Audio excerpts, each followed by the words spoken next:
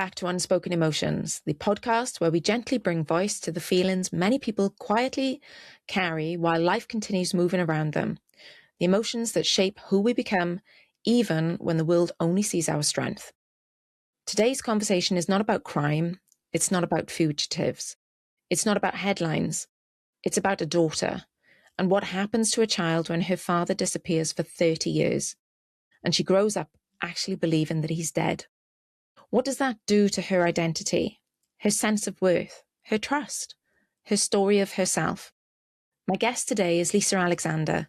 Her father was involved in large-scale drug trafficking during the 1970s, and he was working for the FBI. He was arrested, he escaped custody, he disappeared for decades, and Lisa believed he was dead. And just as she began to accept that, she discovered that he was alive. He was actually arrested, found, and still out there. And what followed wasn't closure, it was reconnection. Stage 4 cancer, caretaking, anger, guilt, new siblings she didn't even know existed, and her own health crisis. But underneath all of that, this is a story about abandonment, shame, resilience, and choosing not to let bitterness win. So Lisa, wow, what a story. But welcome to Unspoken Emotions. I am truly honored to have you with us today. So welcome to us. How are you feeling? I'm good. Hopefully I You're don't. good. And it's totally fine if you do. Okay, Lisa, I want to start somewhere actually pretty specific. So it was before the arrests and before the disappearance. What did being his daughter feel like? Well, my dad was just he went by Whitey in Winnipeg, and he was just larger than life, and he did everything his own way. Um, you never knew when he was coming or going. Life was very chaotic with him. It was exciting on one hand, but on the other hand, it was very traumatic. He abandoned us off and on through the first 9 years that my parents were married. My mother finally gave up when I was 9. I have a brother and a sister that I grew up with, and he was. You just never knew. He was, he was a player. He was always messing around with other women, and there was no consistency. And thank God for my grandparents that we'd go back and forth, so we never lived anywhere very long. Whitey was born in Canada, and he was adopted as a baby. And by the time he was 13, he was running away with the circus, you know, cycles and bikes. And his adopted parents, I don't think could handle him. And I never knew them. They passed away before I was born. And he just did it his way. He married my mom when she was 16, and they eloped through Canada in the middle of the winter, and police looking for them. And yeah, he was a wild man, but there was a charisma about him. Whitey could walk into a demanded attention. He had that way. He was 6'4", blonde hair, blue eyes. He was very flashy. And that was just who he was. People liked him, even though they knew not what to expect with him. But yeah, He sounds like a great character. Oh, absolutely. To say the least, yeah. So when you look back at your early childhood, what version of him do you remember most clearly? Very stormy childhood. I just remember one time when I was a little girl, and we had to go back to grandparents. We never lived. We lived with the gypsies even when I was little. He kidnapped me as a baby from my mom. The police had to find me because, he was angry at my mom, so he was trying to get her back. I just remember one time staying at my grandparents in the basement, and it was my birthday, and that makes me, whew. And I thought he forgot about me, and he did show up that night. I remember I was in bed already, and he brought me a doll, and I'll never forget it. So there was that. I wanted him, and I loved him, but I also, I saw what he was doing to my family. My mother. He was abusive to my mother, and my mom she had to be strong. She had 3 little kids. So thank God for my grandparents. Thank you for sharing that, Lisa. I know it's not easy to talk about and look back on. So I'm grateful for you for your openness and your honesty.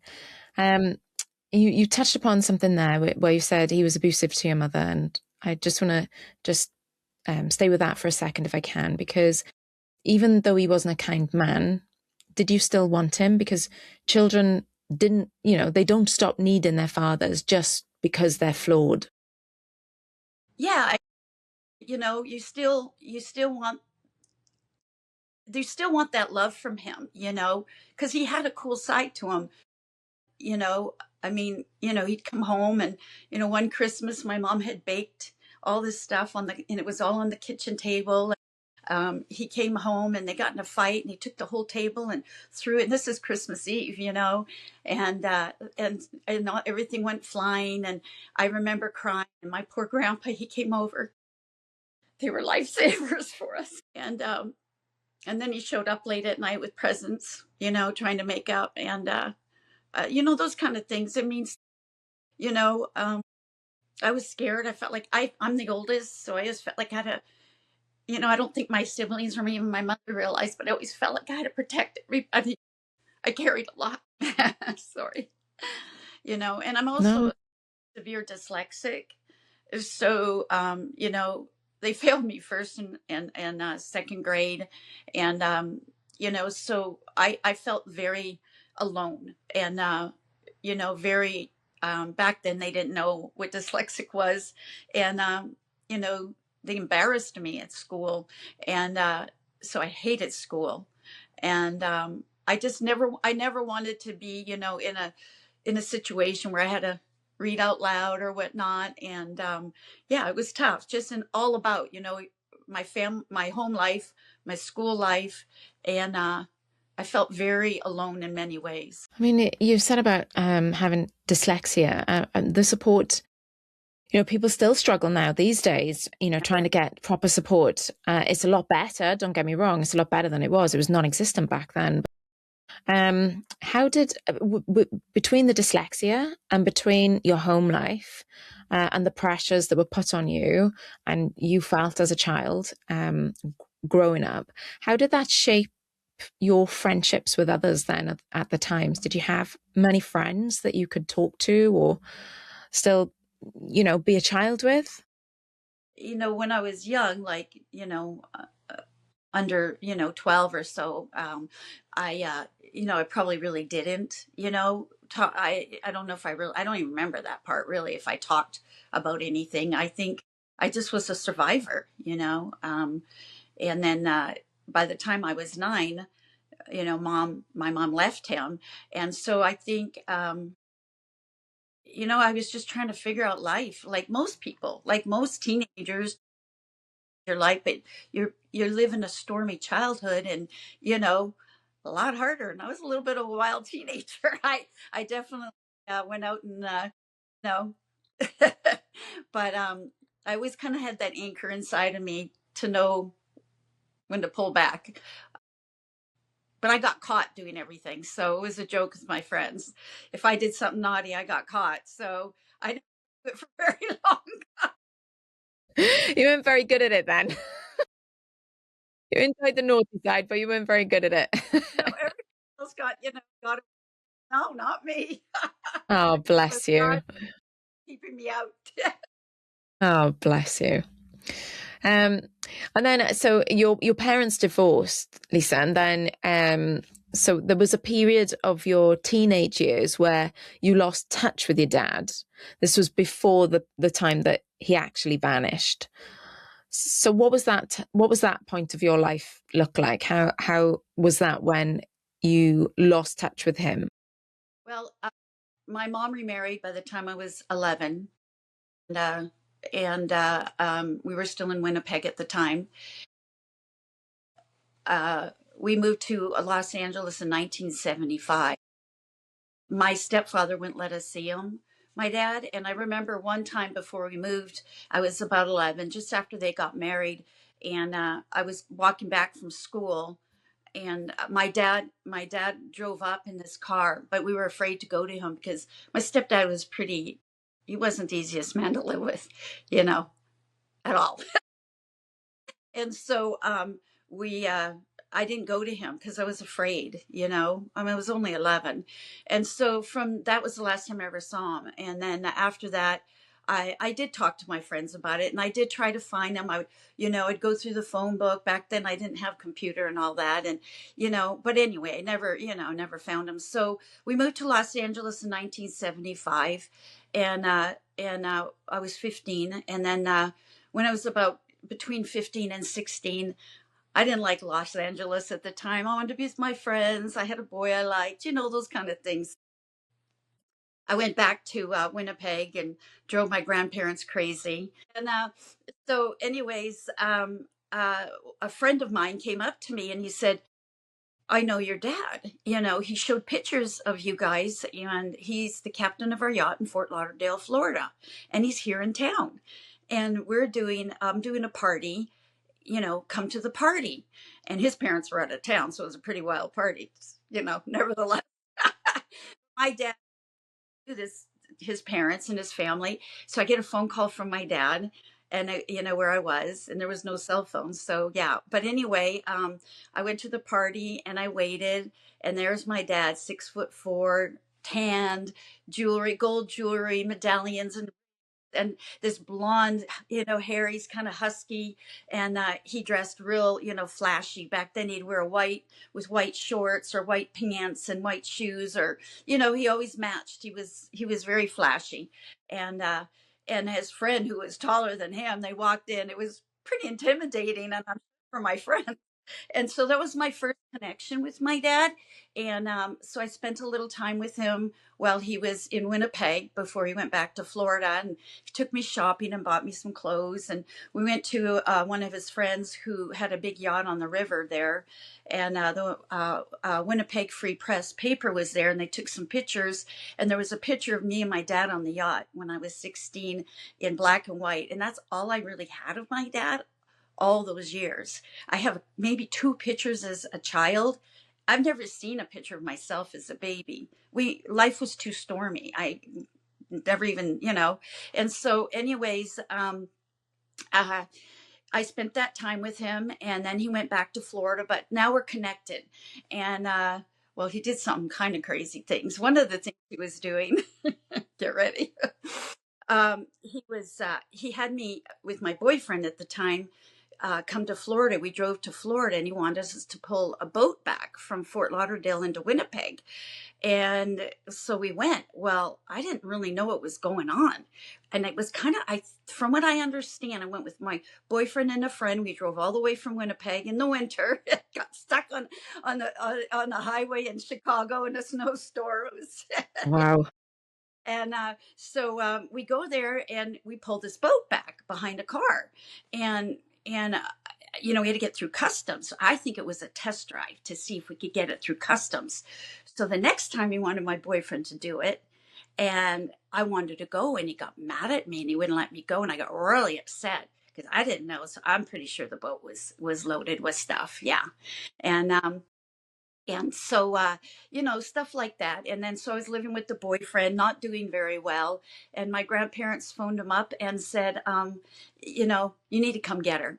So my dad drove out from Fort Lauderdale, Florida, in his big white Lincoln with a dark blue top and Fort Lauderdale license plate and gold plaques that said Big Mac. So now he's in Florida, Big Mac and Jack, and because his middle name's Jackson. So they didn't know him as Whitey there, like we did in Winnipeg. And anyhow, he knocked on the door and he said, "Pack your stuff.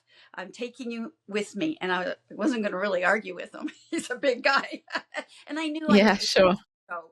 And all the furniture was mine, and he made the boyfriend write out a post-dated check, and off I went. And anyway, so I went and lived in Fort Lauderdale with him for a while. It was pretty wild. He was married, and I think it was his third marriage, and she had a daughter from another marriage that he raised. And it was a flashy life. We had Lincolns and, we Corvettes, and lived at the beach or on the canal. There was a couple different places. So I ended up being a valet parker for the yacht club in Fort Lauderdale, Florida. Hotsy totsy, and we didn't even get paid hourly. It was all like tips. One night I drove one car accidentally into another car. We're driving like Cadillac No. and that, and I go, Dad, and he's at the, we're members there, and so I ran in, Dad, what do I do? And no, this is Whitey. He comes out and he turns all the lights away from us, so he couldn't notice it. My dad was a shy. What can I tell you? Yeah. And so What a anyway, guy. What a guy. a lot. I saw a lot. I experienced a lot. He was married, but the women were phoning me to see him. So, and I'd meet up with them at night, and I'd go to the clubs even with them, and yeah, it was pretty crazy. Yeah. I was going to say, is it fair to say it was crazy times? Oh yeah, yeah, Yeah. Yeah. very. Okay. And then, so at what point then so you were living with him then at the time? I went, I think, 2 different times from 16 to 18. And then I came back to Los Angeles. And one time he flew out here and he looked really nervous. And he drove a van out to Los Angeles. He even came to my apartment about that time, and I'm 18. I've got my own place, and we drove him to the airport, and he was very nervous. I didn't quite know what was going on, but I guess the heat was coming down on him. And so next thing I know, he's gone. And he tried to phone me at my apartment. My girlfriend answered, and that was the last I ever heard from him. So apparently, what happened was he was at first, I guess he was doing surveillance for large narcotic rings. This is very political. Canada wanted their man. His best friend was a parliament member, and I think they framed him because they couldn't find my dad. The original owner of the Winnipeg Jets was another good friend of my dad's. They called it the Rounders in Winnipeg, and Bob Wilson, who got framed, he spent 7 years in jail. And I was getting phone calls even from the attorneys. And so anyways, I think what happened was they I don't know why I'm getting that call. I think what happened was that he did surveillance for the U.S. And then he must have done something. Canada wanted their man. And so for some reason, they arrested him in Miami. They put him in the Miami jail at 42. He played a heart attack. They put him in the hospital, and he paid off a guard $10,000 to unshackle him. A dentist friend had clothes in the stairwell, and my father was gone. And that was it. Never heard from him again. And then it was approximately 30 years. Yeah, 30 years, yeah. So he vanished, years passed with no contact. At what point did you actually tell yourself he must be dead? And what story did you build around that? Well, in those 30 years, I just used to pray, I have God in my life, thank God, because it's been my anchor. And my prayer always was, I just need to have, closure. I don't want to live the rest of my life not knowing. About 5 years prior to my dad's arrest, my son went out to Palm Springs and met with the original owner of the Winnipeg Jets. And he told my son, your grandpa's swimming with the fishies, So in my mind, I'm thinking maybe my dad got knocked off. There was some pretty rough people they were dealing with. I just needed to know. So January 2011, my mom's mom passed away. So I went to Winnipeg in the middle of the winter. Winnipeg gets pretty cold. And I came back, and I was, people asked about my dad. And So when I came back, I was at a bar with my girlfriend, and I said, I need to accept my dad is dead. And my chin started to quiver, and I'm not missing a beat here. And all of a sudden, my phone rang, and my mother said, Are you sitting down? He's alive. I still get chills to this day, just even repeating that. It was just, I couldn't believe it. Just all those years, and it's real. Like, I'm going to find the truth, So I flew to Florida the first time. They found him in Florida, Homosassa, Florida. He had an original home it was like a second home, I guess, in Avella, Pennsylvania, is where he was residing with his wife. Her family was there under Jack Hunter. He took her last name, and her family was quite known in the town. And even back, I had a phone book when he was gone, and it had a phone number of her parents, but I didn't have the last name. And I phoned them, and they were so mean, they hung up on me. And so I didn't, then the phone book disappeared, and I could never, I had no way of knowing even her last name. So, anyways, they found him there, and they took him to Miami, into the Miami jail. And the first time I went, they wouldn't let me see him. The second time I went, they um, they said, "Sorry, you can't see him. He's in the hospital. We don't let in unless they're dying." Well, I didn't know what was wrong. They wouldn't tell me. So I wrote all kinds of letters. And my husband at the time, he wrote letters and phone calls, and they weren't going to let me see him. I'm already in Miami, in Florida. And so I'm at Fort Lauderdale at the time, and I called the media, and they were going to come do the story at the hotel. And all of a sudden, I get a phone call from the warden. The warden calls me, and he says, "You twisted our arm. We're going to let you see him." And that was something. Let me just tell you, that feeling, I'm going to see him for the first time. So I went to the hospital the next morning, and I got scanned by the guard. I was escorted up 7 floors, and there were 3 federal marshals in that room, and they weren't budging. And there's my dad. Now he's 72, an old gray-haired man, and shackled to the bed and asleep. Didn't know it was coming. They didn't tell him. And I shook him, and he looked at me and he smiled. And I said, "Well, how do I look?" He says, "You look older, but you look good." And, Oh, what do you say, right? After all this time, I mean, it's so surreal. I still, I think about it in that moment, and just, never thought I'd have that happen. I never thought I'd find the truth, and here it is right in front of me. And so, I asked him if Bob Wilson was innocent or guilty. He said he was innocent. And then I asked, how did you get out of jail? I mean, out of the hospital. And he said, "I paid a guard off." And one of the papers said he hit a guard over the head, but that's not true. And then he wanted me to leave. And I said, "Dad, I waited all these years to know the truth." But the marshals were standing, they wouldn't leave the room at all. And so I could tell all those years hiding, he was so used to it. So I turned myself to try to hide them. And I said, "I'm not leaving. You just met your match, and I'm staying my whole time." And he kind of looked at me like, whoa, because I think he kind of was used to always, running the show. And yeah, that wasn't going to work. wow. Well, you waited long enough. You were going to have your moments. That's You needed, you absolutely. needed, you needed more than one moment, that's for sure. And Yeah. you were taking it. So well done. You standing your ground. But there's so much going on there. And I just want to just go back a little bit if I can, just to when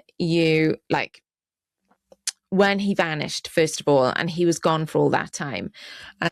Was there a time when you actually made peace with that, thinking that he must be dead? Did you actually make peace with it? So many questions around that. Did you make peace with it? Did you feel rejected? Did you maybe blame yourself in any way? Because ambiguous loss, like losing someone without certainty, can be harder than death itself, you know? Yeah, it There's, is. Not knowing was, I never blamed myself, but not knowing was really hard because there was always those, you make these things up in your head. You imagine things, we imagined him hiding in the Bahamas on the islands. My sister and brother and I one time even made a joke. We're going to go look for him. And I remember even calling places on the islands and, you imagine things, and I mean, there's times we wondered if he was in the witness protection. And you just wonder, is somebody watching us? Is there, are we safe? Or you just don't, did he not contact us because he didn't want to get us in trouble or get us involved? Or did he not contact us because he wanted to save his own ass? I mean, Yeah. you don't know. Why didn't he contact us? That was hard, not, and but then at one point, you start accepting that maybe this is the end. But at the end, I really, I don't know. You just live with it. I mean, there's no grave, there's no ritual, there's no sort of finality then when you lose someone with with this, without certainty. So did you ever fully grieve him, or were you just stuck, I suppose, in the suspended grief? I was stuck, but I think that day that I was telling my girlfriend when I came back from Winnipeg, because when, going to Winnipeg brings everything back to the surface. And when I was sharing it with her, I guess maybe that was my moment of letting go. And to get that phone call as I'm saying it, I mean, how does that happen? I had never said it. And the one moment I say it, my phone rings. I guess my mom's sister called from Winnipeg, and it was all over the paper. It was all over the news. It was kind of like a little bit of, it was a legend, whatever happened to Whitey. And, yeah. I want to ask you something, Lisa, just something really gently, if I may, because when a father disappears, children, they often internalize it. Did any part of you believe, even sort of subconsciously, that you weren't worth staying for? I guess my personality, I don't think like that I wasn't worth staying for. Heartbroken that he did the things he did. You know, wished it was different. Yeah, I don't think I really think that way. I was definitely a broken child. I had a lot to figure out, and it took a lot to find my self-confidence in this world, let me tell you. It wasn't easy. And that brings me on to, you say that you were a broken child. How was that um, being displayed? Like, how were you portraying yourself? How was that showing up in your day-to-day life, in your relationships, in your friendships, and in how you saw yourself being broken like that? Gosh, I don't know how to answer that. I think on the outside I looked okay. Girls can be really mean when you're young. And I was kind of cute, and I think on the outside, people didn't really see that. Especially, my mom remarried. We moved to a nice neighborhood. I mean, we lived in not so great of a neighborhood prior to that. And, we lived in a new house. And I think on the outside, things didn't look so bad. But, by the time I was, you know, 13, I was running away from home. And I ended up in juvenile hall. Oh, I did some crazy stuff. I didn't want to go back because I didn't like the stepdad. He was awful, to be honest. And yeah, so I ended up in juvenile hall, and then from there I ended up in some foster homes. And yeah, so I was definitely hurting. Yeah. Yeah. And then, of course, you had the severe dyslexia that wasn't recognized and you weren't supported, and you really struggled with that, and you also felt isolated. When you were failing at school because of your dyslexia, which nobody knew at the time, what did you think it meant about you? Did you think that you were stupid or lazy or Oh yeah. broken? I thought I was stupid. If they would ask me to read out loud, my palms would sweat, and I'd panic. I'd have a panic attack. Yeah, I wanted nothing to do with academics because I was so afraid to embarrass myself. And, but now, now they're coming out. I'm seeing these things where we're actually really intelligent. Go figure that. Yes, absolutely. Absolutely there is. But there wasn't before, because obviously you left school, and then so you felt like you were failing at school. But then obviously as you grew a little bit older, there was work responsibilities as well that, they increased later, and that's caused you to feel even more exposed, because you had issues with work. Was that, maybe the little girl still inside of you thinking, oh my gosh, anytime now they're going to find me out? Oh, yeah. I mean, I was always afraid to spell because what if I didn't spell right? Or, I just, by sixth grade, I was already, developing and looked older than my classmates. And I was friending with the older kids that were my age group. And so, I did have a teacher. He was the nicest man, Mr. Lodowicz. I'll never forget him. And he took time with me, and I did math, all my math in 1 year. I did 2 years in 1 year. And it was, but once I got to the next grade, I didn't know what nobody was talking about, and I hated it. I just hated school. I'm very artistic, very creative, and it was not the right fit for me. And unfortunately, the world doesn't work that way. Yeah. you know, Yeah. so. But there was a reason behind it. Of course, there was a reason behind it. It was obviously due to your dyslexia, and that it hadn't come to the surface because it was just unidentified back then, unfortunately. But how much of your adult confidence do you think was shaped by that early shame of you going through, school, failing at school and everything, and then your early years in work? Well, when I was a young teenager, I could go out and get a job. I had what it took to, I guess, to convince them they hire me, but then I'd get nervous. If it had to do with spelling, I was always so embarrassed. I didn't want to, and I didn't know a lot of other people have problems with spelling. I just thought it was only, dumb me kind of thing. So, yeah. And then when my kids got older, I was listening to a talk show, and I think it was Cher Bono, and she was sharing about dyslexia. And I was like, that's me. And I went and got tested. And when I got tested, the doctor looked at me and goes, how have you survived? So, yeah, I really, and it's just everything. It was just a lot. But, as time's gone on and with technology, uh, and realizing a lot of people can't spell well, and it's okay, because we can't sound out certain words like other people can. And I actually do pretty good considering. When my dad got arrested, I got very politically involved. I did. I got his Freedom of Information Act. I found out he had worked for the FBI. I did press releases. I've been on talk radio. These are things I didn't think I could do, and here I'm doing things so out of who I was. And it built my self confidence. And so, even doing what I'm doing here today, I'm getting more and more confidence as time's gone on, and I started to finally like myself and believe in who I am.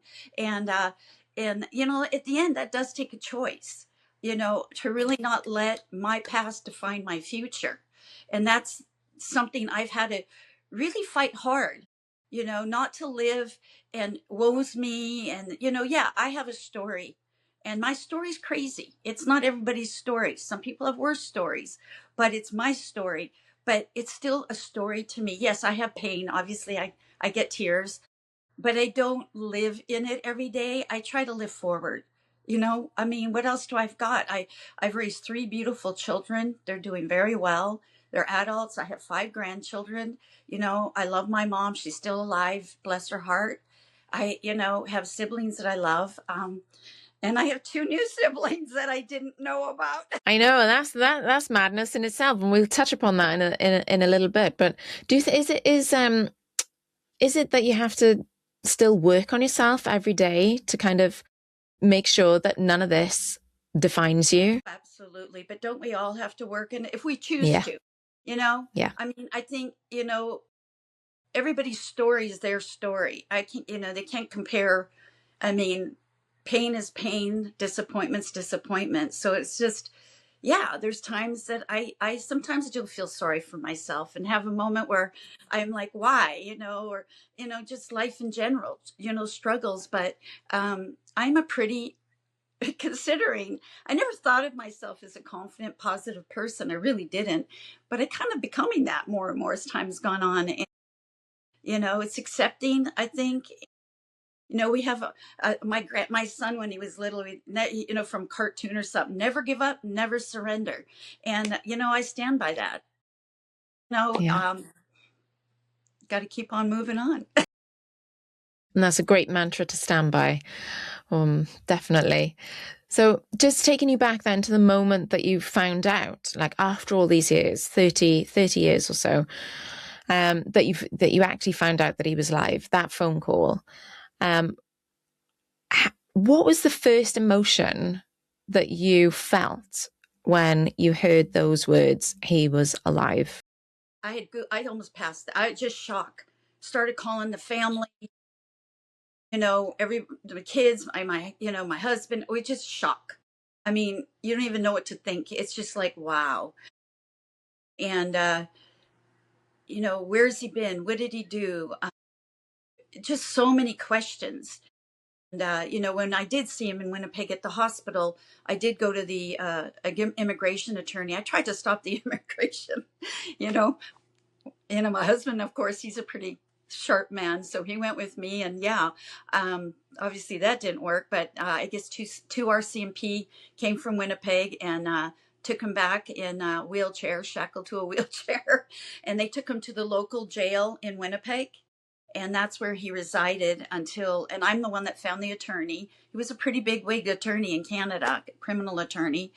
And he stayed there until the court date. And I had just done a wedding here in Los Angeles for my daughter.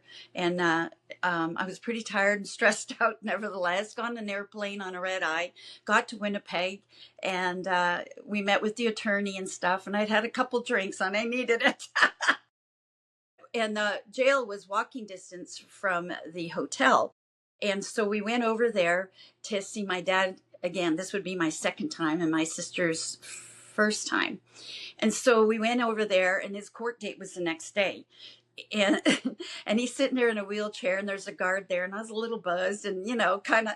And this time I wasn't feeling so hi dad kind of thing. I was angry, and I just I started screaming, you screwed up, just say it, you screwed up. And he's shaking. Yeah, okay, I screwed up. He was really nervous, and I mean, the guards looking at me. And yeah, but so those feelings, all those different feelings started coming out.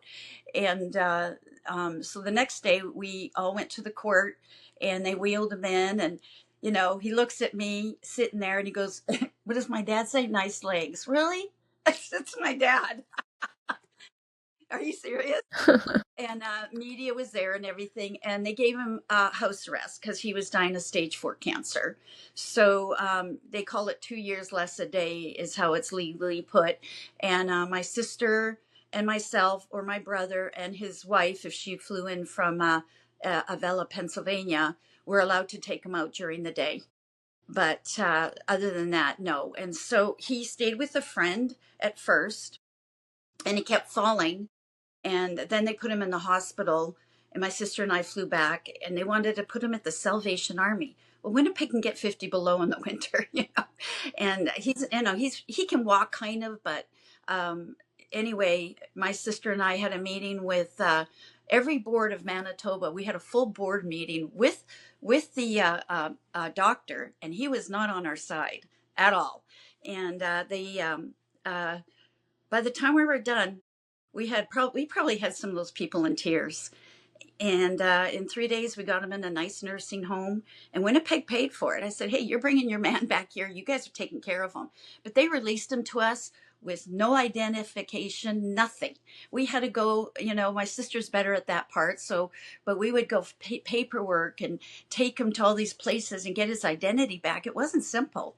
But and then at that point, we found out it was stage 4 that he was dying of. I mean, that must have been so hard for you, because obviously you reconnect with him after all this time, and then only to discover he has stage 4 cancer.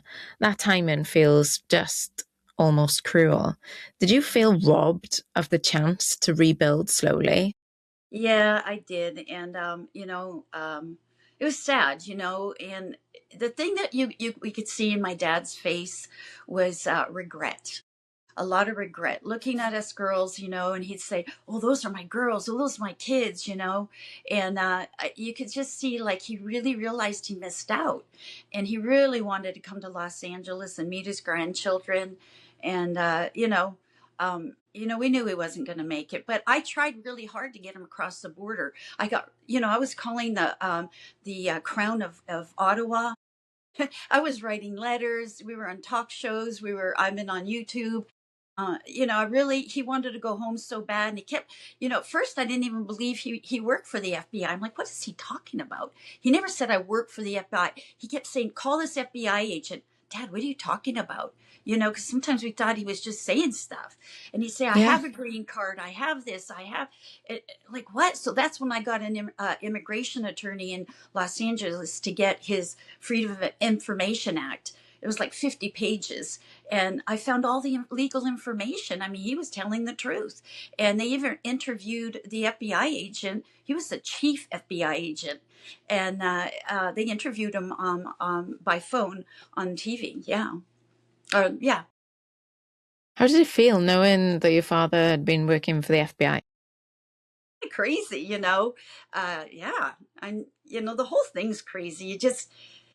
I think his friend did tell me that my dad had a meeting, and they must have, and he walked out and he looked pretty white, knowing like he looked scared, and knowing that and that's when they must have made the deal with him to and I find this out of course later in life, after I met him, is if he does this, they won't send him back. I'm not sure why they finally arrested him.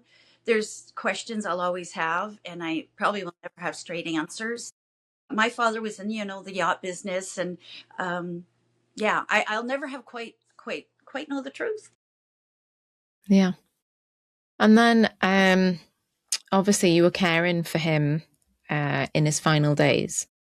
What do you think it was that you were really caring for? Was it him or your inner child or closure? All of it. All of Oh, it. you know, Mm. I just I got really close to getting him across that border. I contacted border patrol, because Winnipeg's only 2 hours from the U.S. border, and after his house arrest, he was too sick. But if I could have got him there was a chance, and I'm a pretty darn determined. He wanted to go home and die on his out in Pennsylvania, and his wife flew in a bunch of times, but she was interesting. We have some funny stories on that one. We have a lot of fun. We are funny. We're not all like, I mean, we're funny. We laugh, and we make jokes, and so it's not all doom and gloom. We have a Yeah. very good sense of humor. So Good. I think that's the one thing, if you've got a sense of humor, I think it can help you overcome so many things. So, absolutely. yeah, for sure. And the one thing that I do have to ask is because I know when we spoke before, you said about your sense of loyalty and how you were torn because obviously you had been very loyal to your mother for all this time, and your father hadn't been great to your family growing up. So when you were caring for him in his final moments, did part of you feel that he didn't deserve your care?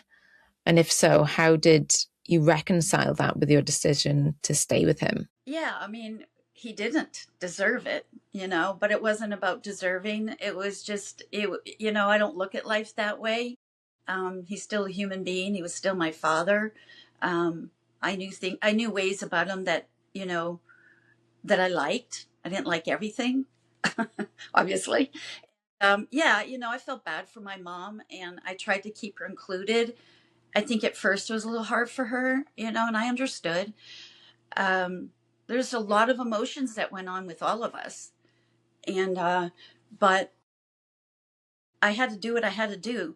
I got a lot of flack from family, cousins, and aunts and uncles. People didn't approve with what I was doing. A lot of people felt like, why would you do this for this man? You know, to each his own, I guess, right? Yeah, absolutely. Absolutely. Did you did caring for him feel like a betrayal to your mum at that time? Moments I could say probably did a little bit, yeah. And I, spent a lot of time going back and forth to Winnipeg, a lot of money. It, took away from my family, my marriage. Yeah, of course, but what was really interesting is that just before he was, I guess it was a couple of weeks before he passed away, my aunt passed away. So my mom flew to Winnipeg. And I said, Mom, do you want to see him? It's like 42 years later, And at first she wasn't sure, but she decided to come. And that was a really interesting and special moment for me. She walked in, and by this time he's bedridden, but his mind was still sharp. And she walked in, and she goes, "Hi, Whitey," and he looked at her. He goes, "Dodo." He called her Dodo. That's where I'm going to cry.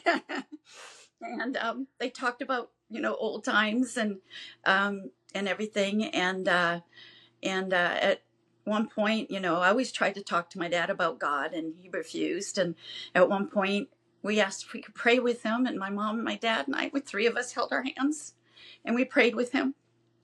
And that was something, it's a memory I'll never forget. Sounded like a very special moment for the three of you. It was just, definitely about closure.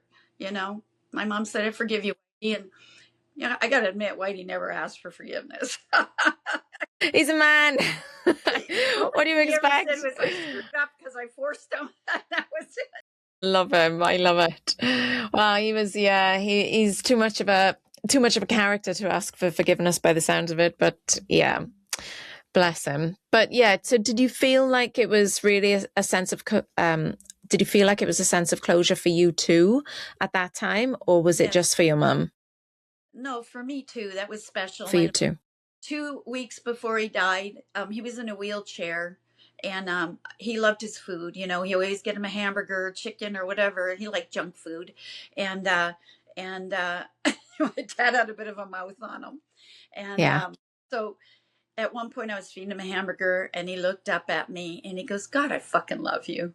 And that little girl got what she was looking for her whole life. Oh, bless. Very special to me. That was,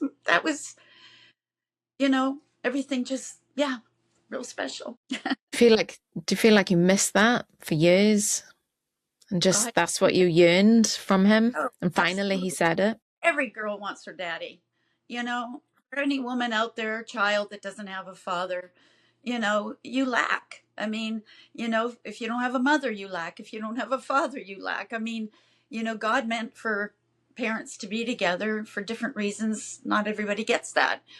And, but I did get that moment that it was just something that it definitely brought closure in that sense. But wishing I would have had more. But I think, in some ways, maybe God, because he was so wild and all the things, we found out all the things he did while he was on the run, which those stories are just amazing. He would tell us as much as we could get out of him and what he did while he was gone. And they're phenomenal stories. And my father could start a business from nothing. He was just very charismatic, very outgoing, and very driven to make money. That's what got him in trouble. But yeah. Anyway, yeah. He's very entrepreneurial. Oh, yeah. Had his own enterprises. Dear me. Okay. Sadly then, not long after your father passed away, you then discovered that you had a brain tumor and then kidney disease. Kidney disease. So that's a lot for one body to hold. That's insane. That's a lot.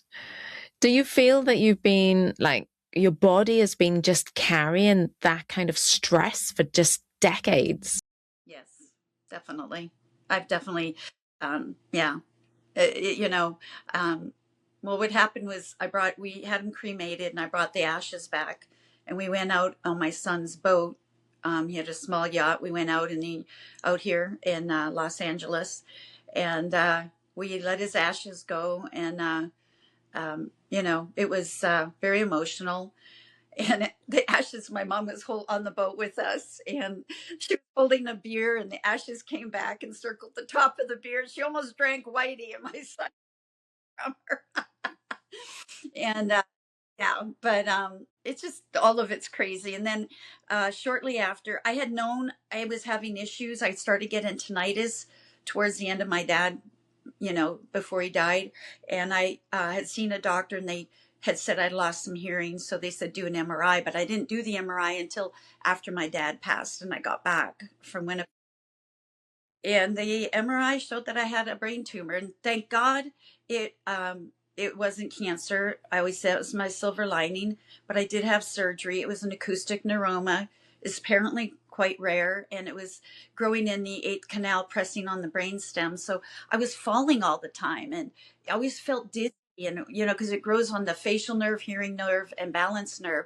So I did have surgery, and they had to cut my hearing and balance nerve. I have metal and screws in my head, and I've had a couple back surgeries, and yeah, I did a lot of crazy projects because I'm artistic, and I've paid for it as I've gotten older. But yeah, it was, so I don't feel great all the time. I get tired, and that's hard. Do you think, did the illness slow you down in a way that maybe your life just hadn't allowed until that point? Maybe, I mean, when I found this out, my children were all grown and gone. So at least I didn't have children to care for. And I just get tired easy. So, I've definitely slowed down. I just turned 65 last December. So yeah, I feel it. And, I have a kidney disease. It's a children's disease, and I have to stay on immune suppressants long term. And if I stay on that, I should be okay. So yeah, all these things, and back problems, 2 back surgeries. So I'm metal in my back. I'm like the bionic woman. Bionic woman, you are bionic woman. You are withstanding all of that. I mean, that's just, speaks volumes about resilience. So did it change the way that you saw your own resilience? I'm a pretty tough girl. I gotta say, I'm a comeback girl. I might have my little moments. I feel sorry or depressed, and I want to just cover my head with my blankets, and I want to isolate, but I fight back. I don't want to give up, and so I try to enjoy my family, and yeah, so. Good. One tough cookie. One tough cookie. So then after all of this, so you go through all of this, you go through the reconnection with your father, you go through the illness with your dad, his passing, you go through your own illness then as well, and coming to terms with that and managing that. And then after all of that, you also find out that you have one brother that you didn't know about, and then another. Yes. So shortly after, I'd had the surgery and everything, I don't know if it was maybe a year and a half, 2 years later, probably.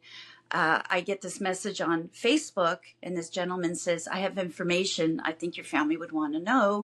And sure enough, it's a brother. I guess my dad got the bank teller pregnant in Winnipeg, and I was 3. He was still married to my mother. And she went from Winnipeg to Calgary and gave him up for adoption.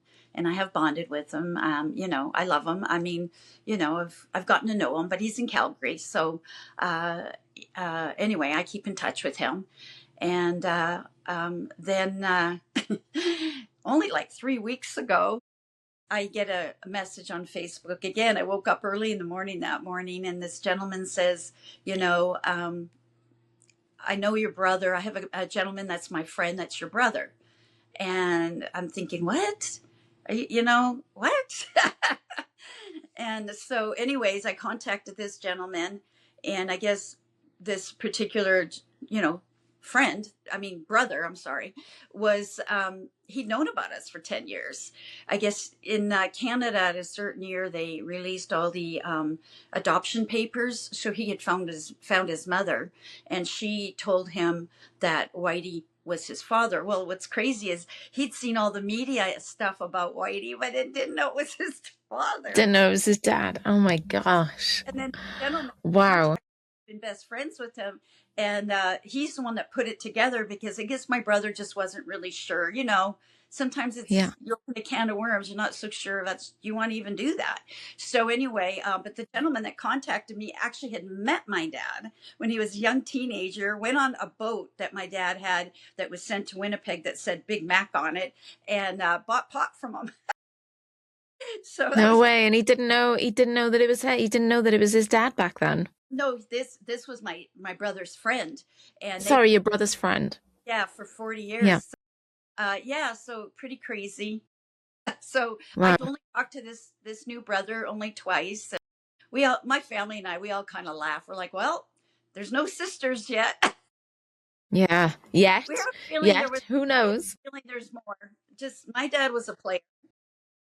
Sure. Oh, but what did that discovery sort of did it reopen anything in you? Did it feel like any sort of betrayal again, or was it like did it feel like an expansion? It's just kind of strange, because I do have a younger brother who's from my stepdad, but it's just been the three of us, that came from my dad, and then all of a sudden there's these other gentlemen that, you know, and the funny thing is the new brother, he looks a lot like the brother I grew up with, and the other brother looks a lot like my sister. Wow. And so it's Wow. strange, it's really strange, but I think we become kind of numb to it all, and we just laugh like, what's next, after all this? It's you never know. Yeah, well, that's one of the things that you did say. It was, you chose not to become bitter, and you could have, but you chose not to, and that's not passive. That's intentional. So, was bitterness ever tempting to you? you know Fortunately, it's just not my personality. I'm not like that, thank God. Some people, they struggle maybe more with that, but I really don't. I'm more curious kind of person, and I want to know more than I want to be bitter. I just, that's my character. So for me to move on and let it go, I'd rather be better than bitter. So I just, I find it easier to not live in that.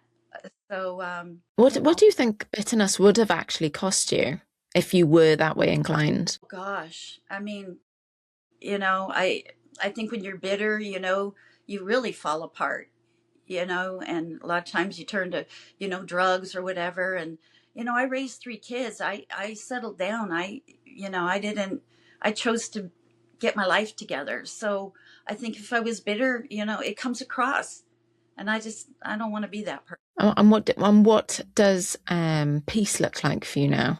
Just being grateful for what I have, being acceptant of who I am, and you know, just trying to keep moving forward, but yet just I cutting out any drama that I can. you Yeah. know, I try not, and I've had to cut some people out of my. I just don't want to be around problems. I've had enough, and life brings enough anyways, so I don't need to add. Yeah. So, Who needs it? never, Who needs it? It's just more stress in yeah, your life. yeah. We Yeah. know, we never know what tomorrow holds, and so I mean, it can all end tomorrow or today. It- Make the most of today, isn't it? Make the yeah, most of the present. Yeah. yeah. Amazing. Ah, Lisa, honestly, thank you. You've been an absolute star, really, really open and so just so raw and authentic with your feelings and your emotions and your story. And what particularly hits me about your story is not the fugitive headline, it's the emotional inheritance. You lost a father, you grieved a man that wasn't dead, you cared for someone who hurt you. So many things. I mean, you battled shame, you rebuilt, you discovered siblings, and of course, you faced illnesses as well. And over and above all of that, you chose not to let it harden you. So, and It's that's a choice. amazing. It's really a choice, and I never knew that. When I realized that how we believe and think, it's called stinking thinking. You got to change that, because if you keep thinking the bad stuff, it'll destroy you. And when I realized that it's taken time and I have to work it, but it's true, it works if you really work it, right? Yeah, absolutely. Absolutely. Got to work it. And to anyone who's listening who feels abandoned, rejected, or carrying anger that they don't know where to put, your story is still yours to shape, you know? So, Lisa, if that little girl who believed her father was dead could see the woman that you are now, what do you think she would feel? Made me cry on that one. Wow. I when you say that, I just remember one time walking to school and feeling very alone, you know, and I just think of that little girl, walking, and just seeing myself now. I think she'd be pretty proud of who I've become. Absolutely. Absolutely. Still working. Still working it. Still working it. But yeah, definitely. I think she'd definitely be proud of who you are now and who you've become. Lisa, honestly, thank you from my heart to yours. I really, really appreciate you. Your honesty, the depth of everything that you've gone into, and your courage, and just the raw emotion, just so authentic. So I really, really appreciate you. Thank you so much for being here today. And to everyone who's listening, if this conversation stayed with you, please share it. Follow Unspoken Emotions for more conversations that don't skim the surface. Remember, as always, there is strength in every step and courage in every story. Until next time, big love.